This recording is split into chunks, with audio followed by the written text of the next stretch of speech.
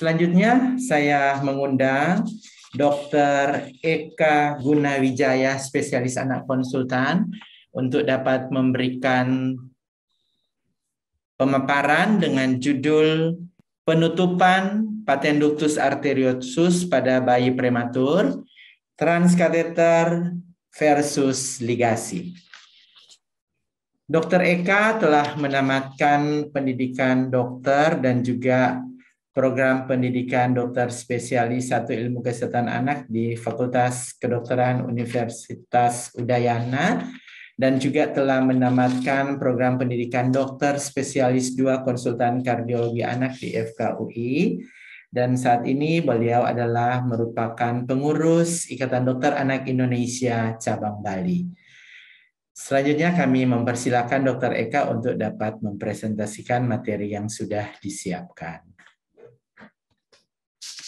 Terima kasih Dr. David Kaunang ya atas pengantarnya. Selamat siang kepada para hadirin sekalian, pada Prof, pada para senior saya dan teman-teman sejawat sekalian. Kali ini saya dipercaya untuk membawakan materi intervensinya ya untuk penutupan PDA pada bayi prematur. Ini saya tampilkan nama saya dan namanya Dr. Feni juga karena kita memang duetnya untuk bekerja menutup PDA di Bali ini ya. Saya mulai dari slide pertama, yaitu kejadian PDA pada bayi prematur usia lebih dari 3 hari. Ini berdasarkan perjalanan alamiah dan berdasarkan masa gestasinya. Kalau kita lihat di sini yang tertinggi memang jumlah PDA sampai 90% adalah yang kurang dari 25 minggu ya. Tetapi semakin besar masa gestasinya, jumlah PDA-nya berkurang ya. Sampai terakhir 30-37 minggu PDA-nya 10%. Bagaimana dengan yang aterem? Aterem semakin sedikit lagi, yaitu 0,05%. Kemudian ini juga melatar belakangi apa yang akan saya sampaikan untuk intervensi PDA ini. Ada pertanyaan bagaimana bila PDA tidak diberikan terapi. Jadi alias ditunggu saja menutup spontan. Kita lihat. Ini kejadian penutupan spontan ductus arteriosus pada bayi prematur tanpa terapi saat usia 7 hari. Kita lihat di sini, yang kurang dari 1000 gram menutup 30% saja, 70% masih tetap ada. 1000 sampai 1500 gram menutupnya 70%, jadi 30% masih tetap ada PDA-nya. Jadi itu yang melatar belakangi akhirnya mengapa sih terapi medikamentasa ataupun intervensi masih tetap dibutuhkan untuk penutupan PDA. Yang slide berikut ini apa yang menjadi indikasi penutupan PDA. Ini mungkin sudah disampaikan oleh teman-teman tadi ya. Apakah memakai medikamentosa ataukah dan intervensi ya. Kita lihat di sini. HSPDA ya atau hemodynamically significant PDA itu ialah indikasinya. Apa itu HSPDA? Adalah PDA yang menimbulkan dampak hemodinamika yang buruk ya. Untuk kita lihat dari gambar ini apa saja dampak hemodinamikanya. Aorta descendant, dampak untuk aorta descendant, efek blood stealing flow oleh PDA akan menyebabkan aliran aorta descendant turun dan akhirnya malabsorpsi gastrointestinal, neck, aki akan muncul ya. Kemudian dampak untuk aorta ascendant yaitu respon hipertensi sistolik terhadap kompensasi terhadap blood stealing flow. Akibatnya ventricular intrakranial hemorrhagic. Kemudian yang ketiga, dampak ke arteri pulmonal. Blood overflow menuju paru akan menyebabkan kongesti paru. Akhirnya mengakibatkan hipoksia, pneumonia ya.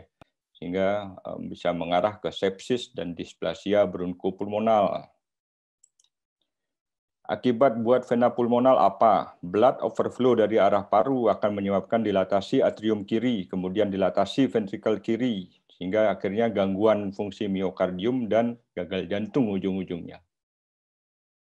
Nah, itu HSPDA ya. Ini teman-teman yang lain sudah membahas juga ya kriteria diagnosis HSPDA ya. Memang belum ada konsensusnya, tapi ini yang sebagian besar dianut pada penelitian-penelitian atau jurnal yang saya search. Jadi meliputi kriteria klinis, itu kriteria klinisnya hemodinamik, respirasi, dan digestif ya.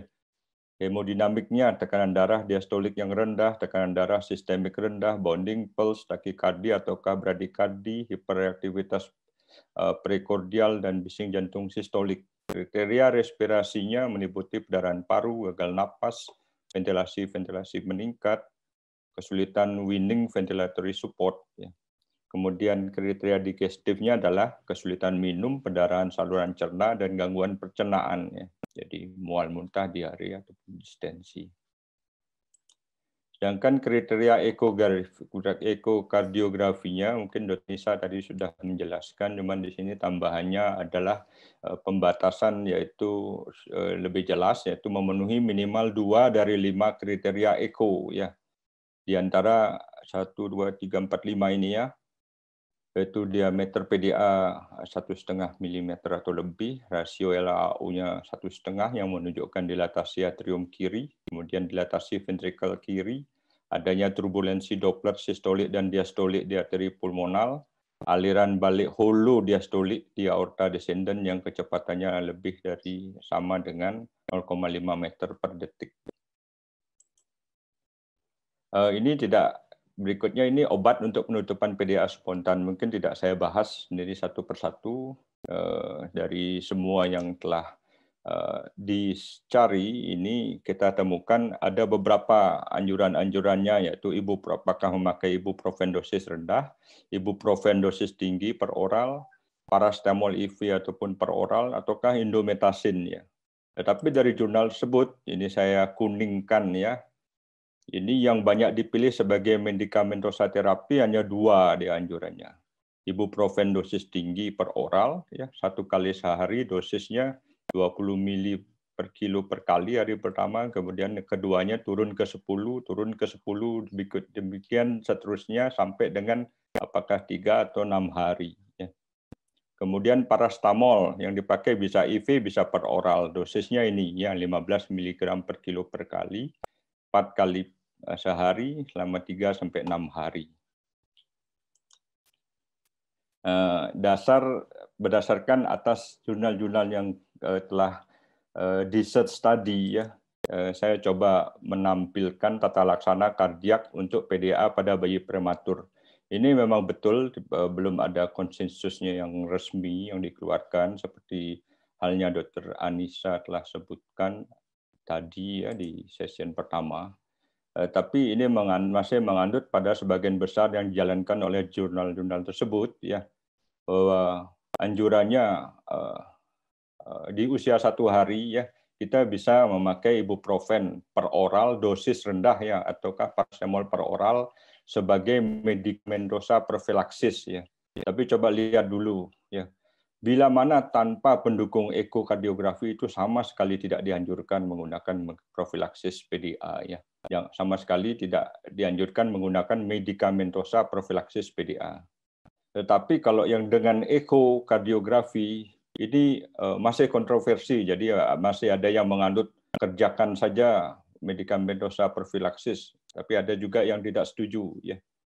Silahkan mau menganut yang mana.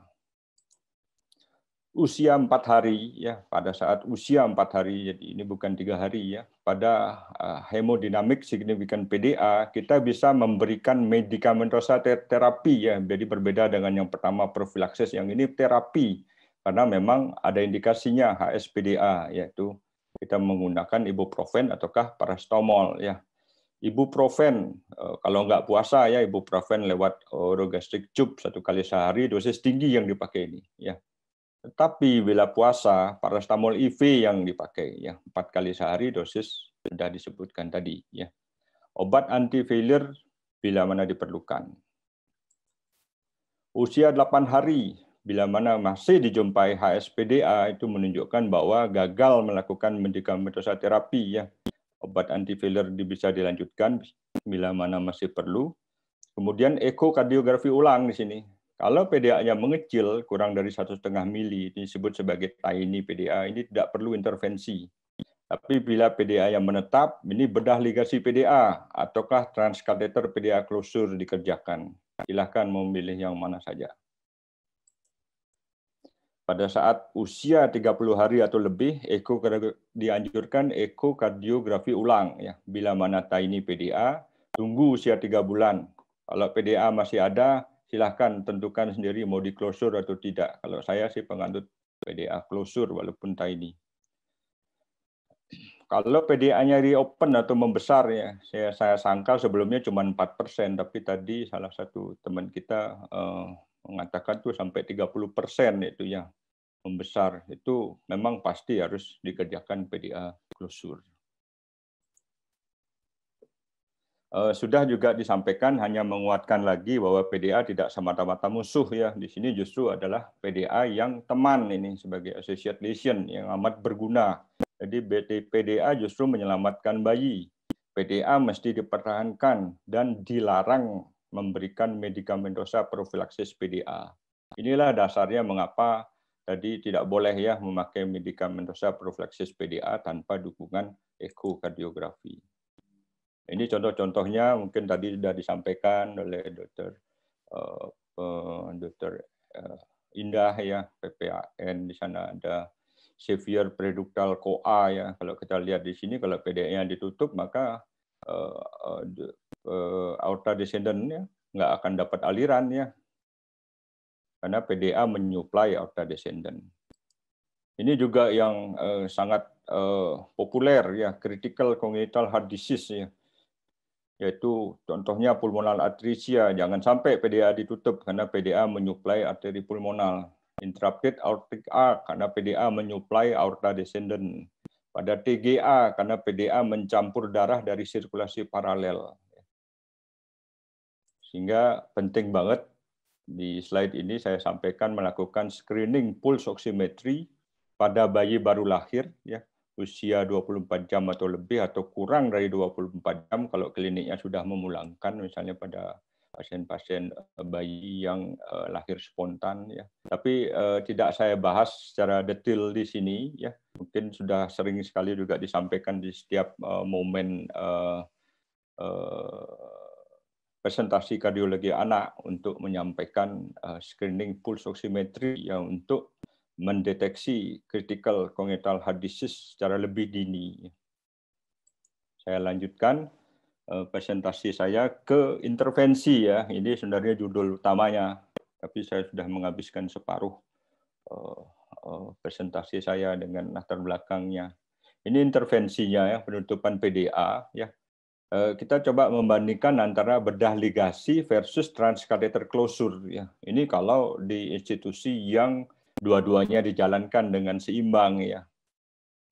Sebenarnya pembandingannya ini sudah dilakukan sejak tahun 1996 ya. Ini contoh pada jurnal di USA ya, 40 kasus ya.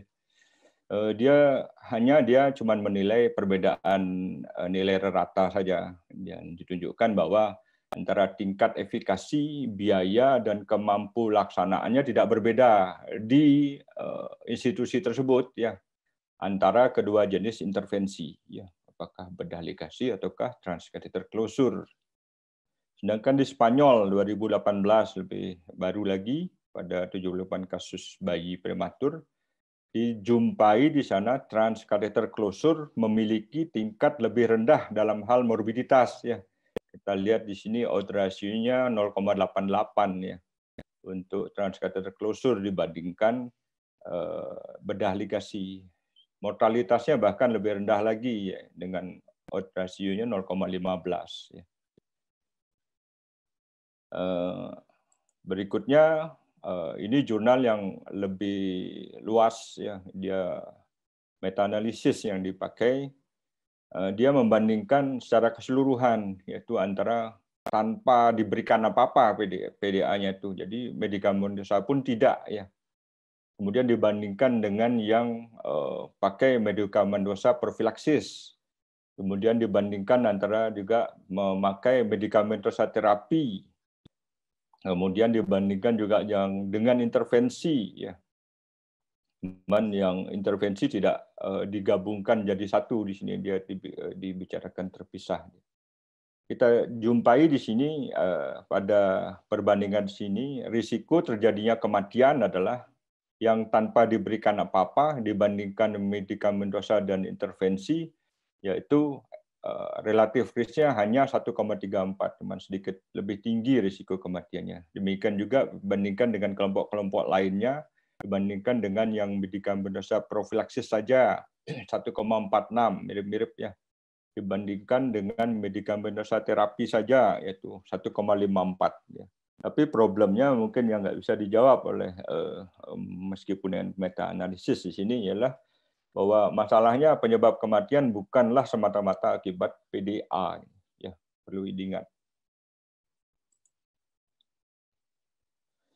Baik, kita langsung ke bedah ligasi ya. Jadi pengenalan mungkin teman Jawad dah tahu semua ini ya. Bahwa keuntungannya adalah tidak selalu butuh ruang operasi dia untuk bedah ligasi. Bisa dilakukan bedside di radian warmer saja. Ya. Akses saya melalui insisi torakotomi lateral kiri atau melakukan mini upper sternotomy, ini yang terbaru ya, mini upper sternotomy dari depan, jadi kalau torakotomi dari lateral ya. Komplikasinya adalah ruptur PDA ya, sehingga pendarahan intratorakal biasanya hebat ini. Infeksi, kolap atau atelektasis paru kiri, kemudian bukan tidak mungkin juga ada kejadian salah meligasi ya. Jadi saya ambil dari beberapa laporan kasus ini ya. Apakah ligasi arteri pulmonal kiri ataukah aorta ya. Kemudian yang terakhir post PDA ligation syndrome ya. Mungkin saya jelaskan sedikit tentang post PDA ligation syndrome ini. Ini muncul segera banget ya setelah pembedahan ya. Bisa jadi kejadiannya masih pada saat belum ditutup kulitnya. Insidennya 50% pada bayi prematur post bedah ligasi PDA, separuhnya. Jarang pada transkateter PDA closure. Klinisnya adalah low cardiac output, ya, sehingga mengakibatkan klinis hipotensi, asidosis metabolik, gagal napas. Nah, mengapa ini terjadi? Ini dasar patofisiologinya. Pada arteri pulmonal terjadi penurunan volume arteri pulmonal, ya, sehingga mengakibatkan aliran vena pulmonal menurun, volume diastolik ventrikel kiri pun akhirnya menurun, sehingga terjadi low cardiac output syndrome. Di sisi lain, di aorta descendant, tekanan aorta ascendant, di aorta ascendant ya, bukan descendant, dia tekanan aorta ascendant akan semakin meningkat setelah ligasi, sehingga menyebabkan tekanan afterload meningkat dan memperberat low cardiac output syndrome. Sarannya, jadi penanganan ini ya, yaitu memberikan prophylaxis IV milrinone ya, kemudian lalu segera terapi kalsium klorida IV bolus 10 mili per kilo untuk post ligasi PDA. Ini transkateter PDA closure ya, kita lihat yang dia memang membutuhkan ruang kateterisasi jantung seperti di gambar ini ya. Akses melalui arteri dan vena femoralis kanan atau kiri, memakai femoral sheath pad-friend yang paling kecil. Komplikasinya adalah pendarahan inguinal, trombosis arteri atau vena femoralis, hipotermia karena di ruang cat dingin, infeksi, migrasi device ya, sehingga menimbulkan emboli device ke arteri pulmonal ataukah aorta. Alat yang dipakai memang saat ini masih satu alatnya, satu merek, belum ada di dunia juga masih satu merek ya, belum ada kompetitornya. Ini Piccolo ya, kita pakai di sini dikenal nama lain Amplaster Duct Occlude 2 additional size ya. Dengan mempersiapkan sebelumnya puncture set ya, seperti biasa buket G22 ataupun G24 yang lebih kecil ya. Tapi mereknya anjurannya cuma dua ini, karena cuma dua ini yang bisa dimasukin oleh spring wire aero yang biasa dipakai. Kemudian femoral sheath 4 Fren. Guide wire bisa dari yang kateter guide wire koroner sampai dengan guide wire biasa yang dipakai. Kateter MPA2-nya pakai yang paling kecil 4 Fren. Kemudian delivery sheath-nya yang telah tersedia yaitu low profile nomor 4 Fren terkecil juga itu gambarnya di kanan. Ukuran device variasi dari 3 mili sampai 5 mili maksimal ini. Jadi ukuran device tentukan dari stand dan length-nya. Ya. Panjangnya maksimal 6 mili, pendeknya minimal 2 mili. Kalau kita lihat alatnya sekecil ini di telapak tangannya, kecil banget ya. Kecil banget alatnya. Ini sebenarnya ini video, tapi nggak bisa jalan ini. Tapi nggak apa-apa, ini nggak perlu bisa jalan. Ya. Ini jalan di tempat. Ini kita lihat ekokardiografi PDA besar, ukuran 3,6 mili ya. Yang di gambar kiri itu besar kali ya. Kalau kita lihat kemudian jantungnya sendiri, ya ruang jantungnya kita kebetulan di sini ada ASD sedang, tapi yang menyatakan dia sebagai hemodinamik signifikan PDA adalah 2, dilatasi atrium kiri dan dilatasi ventrikel kiri. Kita lihat di sini tidak seimbang, ukuran sisi kirinya lebih besar. Yang ini adalah jenis yang hemodinamikally signifikan PDA. Jadi mesti ditutup. Ini bayi prematur usia 8 hari, berat badan 1,4 kilo. Nah, kasus dengan masalah lain, pneumonia, dependent ventilator, HSPDA, gagal terapi ibuprofen. Ini kita lihat sekarang videonya. Kita lihat di sini hand injection ke PDA dari aorta ya ke PDA ke arteri pulmonal. Ini ukuran 3 mili tadi ya, tapi ini dilihat dari lateral ini ya. Kemudian kita lihat ditutup memakai piccolo device ukuran 5/4 ya. Jadi diameter 5, panjangnya 4 mili. Ini anjurannya untuk meletakkan device yang benar di tengah-tengah seperti video di sini. Yang salah yang terlalu ke arah pulmonal ataukah terlalu ke arah aorta ya. Ini untuk menghindari migrasi device. Ini beberapa anjurannya pada transkateter PDA krusur, berat badan bayi itu minimal 700 gram, ukuran PDA jangan lebih dari 4 mili, panjangnya jangan kurang dari 3 mili, usahakan tidak menggunakan akses arteri atau aorta untuk mencegah trombosis atau iskemi tungkai, ataukah mencegah vasospasme aorta. Penyemprotan kontras cukup dengan hand injection. Kita harus mengurangi hipotermi dengan warm matras, warm blanket, warm blower, keluarin dah semua alat-alatnya untuk bikin hangat bayi. Minimalisasi lamanya prosedur juga. Jadi lakukan sebelum bayi diantar ke ruang cath lab, jadi sudah terpasang misalkan akses vena sentral G22 ataukah sudah terintubasi. Kemudian sekali lagi melakukan transportasi bayi, apakah intra atau interhospital yang stable. Ya, nanti ya saya bahas yang stable itu apa. Ini anjuran sebaiknya jangan menutup PDA besar secara transkateter bila ukurannya lebih dari 4 mili, lebih atau sama dengan 4 mili. Panjangnya jangan kurang dari 3 mili. Tapi ini kita tutup juga ya di luar anjuran sedikit ini. Ukurannya 4,7 ya. 4,5 sampai 4,7, cuman panjangnya masih panjang banget ya. Berukuran lebih besar dari anjuran tetapi masih ada jalur berkelok yang sempit. Tapi kita tutup juga. Kita lihat di sini masih ada PDA residual ya. Pakai ukuran yang paling besar, paling panjang ini. Tapi besoknya tidak ada lagi residual PDA pada ekokardiografi ya. Ini pada bayi usia 31 hari, ini enggak lepas-lepas, enggak selesai sepsis dan pneumotorak malah itu muncul ya. Berat badannya sih tidak terlalu kecil nih, 2,4 kilo. Kemudian yang berikutnya ini adalah yang umur 12 hari, 1 kilo ini. 1 kilo dengan sama pneumonia dan sepsis juga ya. Ukuran kecil, kita nggak berani lagi memasang akses arteri atau aorta ya. Jadi anjurannya jangan menggunakan akses arteri atau aorta. Jadi kita melakukan fluoroskopi di sini, nyemprot kontras di aorta descendant, cuman pakai MP ya, MPA4 lewat jalur vena ini. Ini kasusnya adalah PDA besar tipe F yang reopen, yang membuka kembali ya, dulunya udah mau mengecil karena obat-obatan membuka lagi dia. Kita tutup dia dengan menggunakan piccolo ukuran 5 diameter terbesar, tapi panjangnya bukan terpanjang, masih ada panjang 6 mili. Kita lihat di sini masih ada sedikit residual ya, cuman bukan lewat angiografi, tapi lewat ekokardiografi. Terakhir, ini terapi suportif ya, sudah dibahas oleh teman-teman sekalian. Apakah pre ataukah durante atau post PDA krusur, jangan dilupakan ABC-nya. Misalnya A dan B, oksigen, ventilatory support pada distress napas, pada sirkulasi, infus lain tetap ada, terapi cairan rumatan ya. Umumnya tidak melakukan restriksi cairan ya, umumnya. Cegah hipoglikemi dan nutrisi adekuat.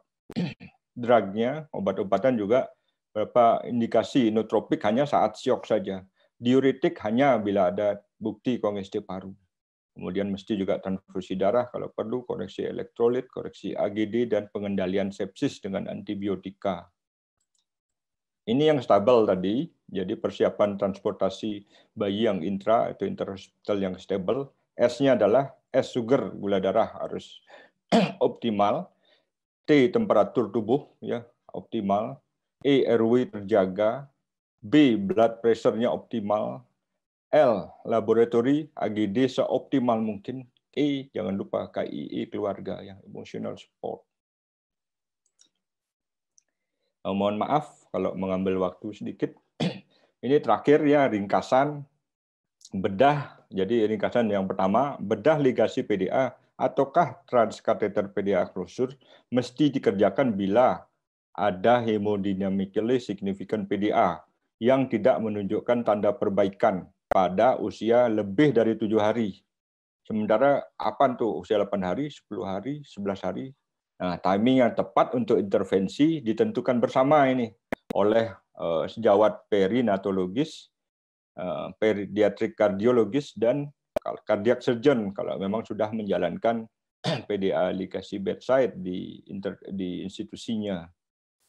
Yang kedua, bedah ligasi PDA ataukah transkateter PDA krusur memiliki tingkat efikasi yang sama dalam penutupan PDA.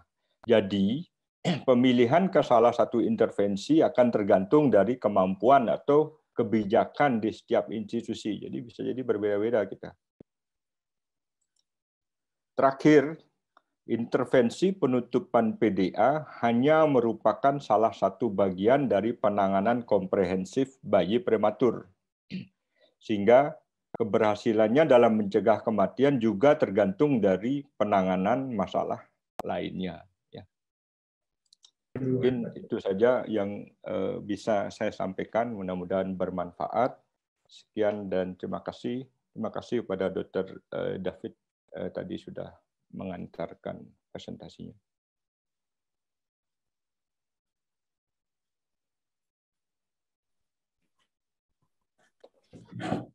Terima kasih Dr. Eka yang sudah mempresentasikan materinya yang sangat jelas dan lebih menambah wawasan bagi kita semua ya.